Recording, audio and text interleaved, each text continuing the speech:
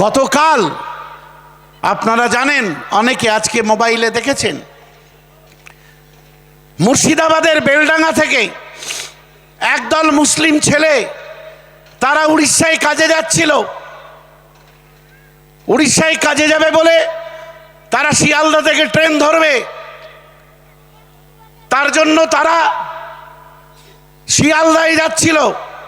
চাকদা স্টেশনে তাদেরকে ধরে গোরক্ষক, স্বঘোষিত গোরক্ষক, নিজের মাকেও যারা খেতে দেয় না তারা সব গোরক্ষক সেজেছে। সেজে নিজের বাপকে যারা সম্মান দেয় না তারা গোরক্ষক সেজেছে। গোরক্ষক সেজে ওই 12টা ছেলেকে ধরে মারধর করেছে। একটা দুটো ছেলেকে তুলে নিয়ে চলে গেছে, বলেছে তোরা ওই হুমায়ুন কবিরের দেশের লোক না? মুর্শিদাবাদ। কোথায় বাড়ি? যেই বলেছে মুর্শিদাবাদ, বলে ও যেখানে রাম মন্দির, বাবরি মসজিদ হচ্ছে সেখানকার লোক তো, মার এদের। তারপরে চাকদাতে লোক ডেকেছে। চাকদাতে লোক ডেকে,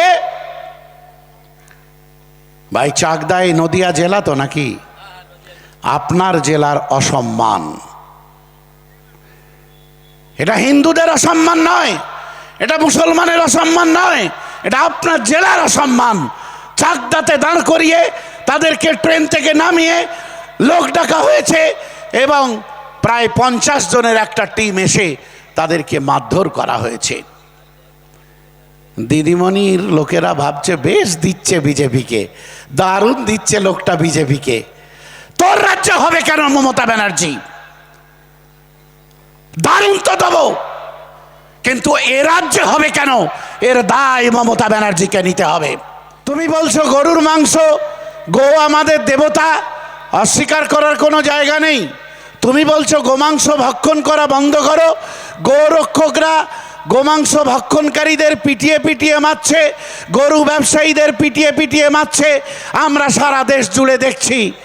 আর পৃথিবীতে যত বেশি গরুর মাংস রপ্তানি হয় তার 90% রপ্তানি করে বিজেপির নেতারা। এটা কি আপনারা জানেন? তাহলে আপনারা সব গরু যদি খেয়ে ফেলেন তাহলে বিশ্ববাজারে বিজেপি নেতাদের গোশ বিক্রি করার, গরুর মাংস বিক্রি করার যে ব্যবসাটা, সেটা মারা পড়বে না ভাই? সেই জন্যই তো বলা হচ্ছে গো হত্যা বন্ধ করো। এর সঙ্গে কিন্তু ধর্মের কোনো কারণ নেই। স্বাধীনতার পর থেকে আমরা সবাই একসঙ্গেই বসবাস করছিলাম। গরুর মাংস খেলে কোনো হিন্দুর সমস্যা হচ্ছিল না। আপনারা বলুন, 2011 সালের আগে বিজেপির দাপাদাপি ছিল কি ভাই? কথা বলবেন না? 2011 সালের আগে এই বাংলায় বিজেপি, গোরক্ষক, গোসেনা এদের দাপাদাপি ছিল? ছিল না। 2011 সালে তৃণমূল এলো, বিজেপির দাপাদাপি শুরু হলো।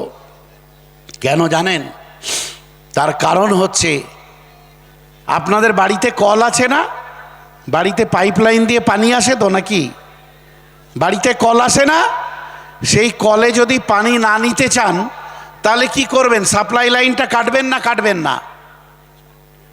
কি রে ভাই, নদিয়া জেলার মানুষ কথা বলে না নাকি? কাটবেন তো। আপনার যে পাইপলাইন দিয়ে পানিটা আনছেন, যদি কোনো কারণে মনে হয়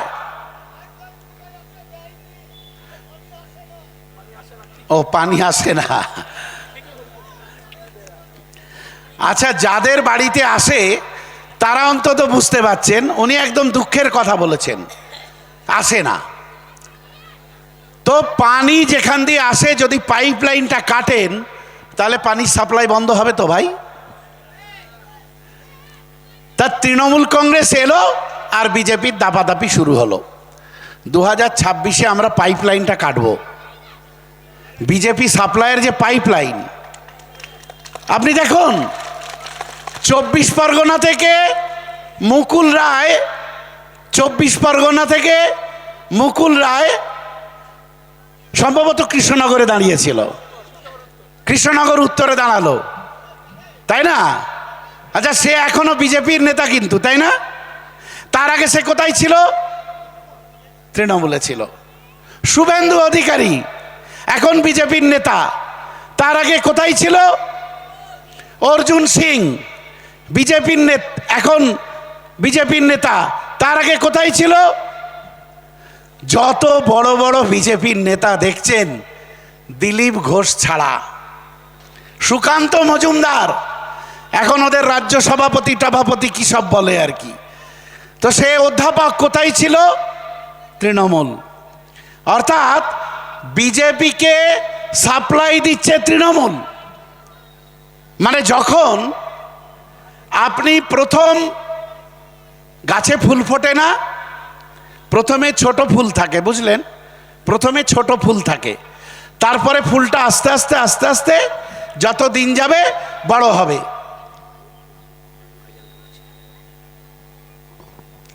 যত দিন যাবে তত ফুলটা বড় হবে।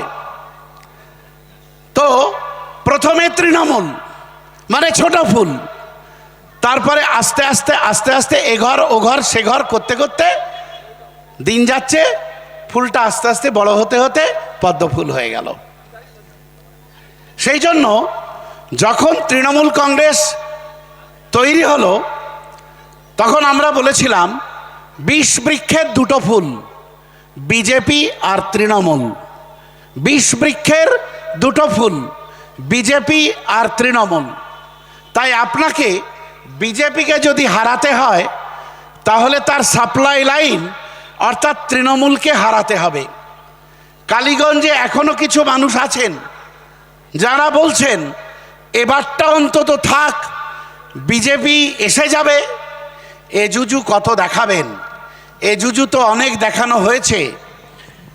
আমি বিজেপির পক্ষে বলছি না, আমি একটা পরিসংখ্যান তুলে ধরছি আপনাদের কাছে। সবাই নাকি মুসলমানদের ভালো করতে চায়, সবাই নাকি দলিতদের ভালো করতে চায়, নিম্নবর্গের হিন্দু যারা তাদের ভালো করতে চায়, সবাই নাকি আদিবাসীদের ভালো করতে চায়।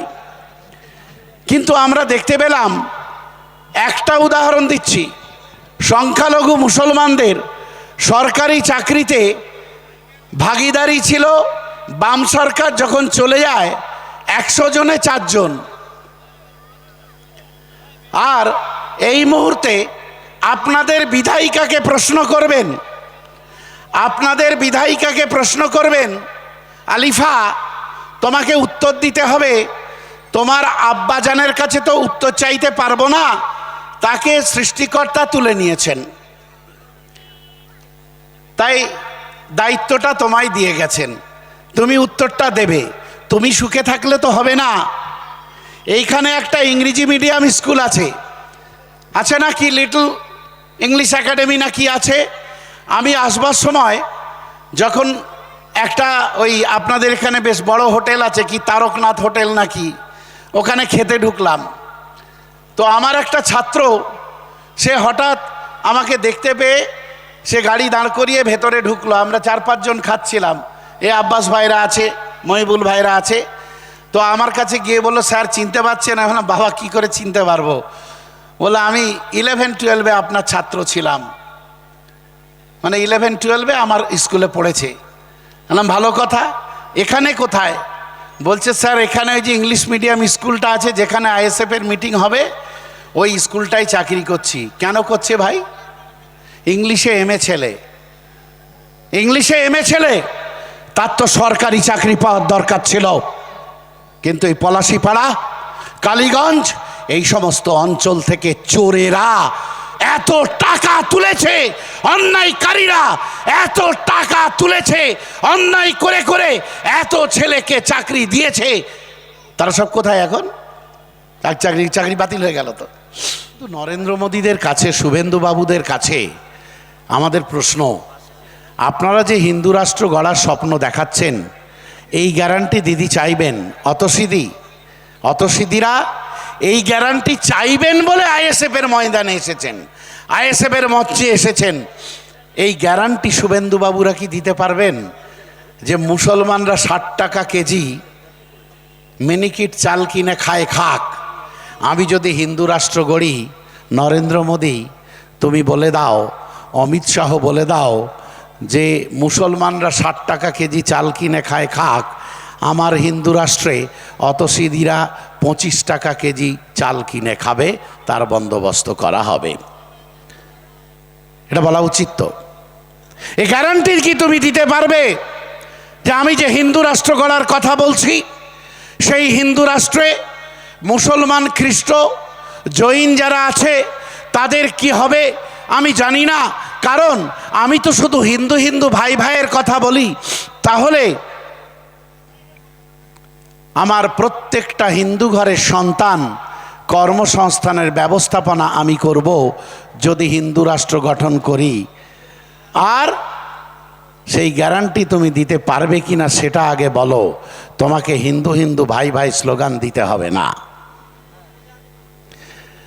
তুমি যদি বলো যে আমার মুসলমান ঘরের ছেলেরা পেট্রোল পাম্পে পেট্রোল কিনতে গেলে 113 টাকা না 106 টাকা লিটার পেট্রোল, আমি হিন্দু রাষ্ট্র গড়লে বা হিন্দু ঘরের সন্তান সে যখন পেট্রোল কিনতে যাবে বাইকটা নিয়ে 70 টাকা লিটার পেট্রোল কিনবে, এই বেনিফিট কি তুমি দিতে পারবে? তাহলে যদি তা না পারো, তাহলে হিন্দু হিন্দু ভাই ভাই স্লোগান দিয়ে, মিথ্যা প্রতিশ্রুতি দিয়ে, মিথ্যা হিন্দুত্বের স্বপ্ন দেখিয়ে, মিথ্যা হিন্দু রাষ্ট্রের স্বপ্ন দেখিয়ে ক্ষতি করবে না। আমি আর একটা প্রশ্ন করতে চাই।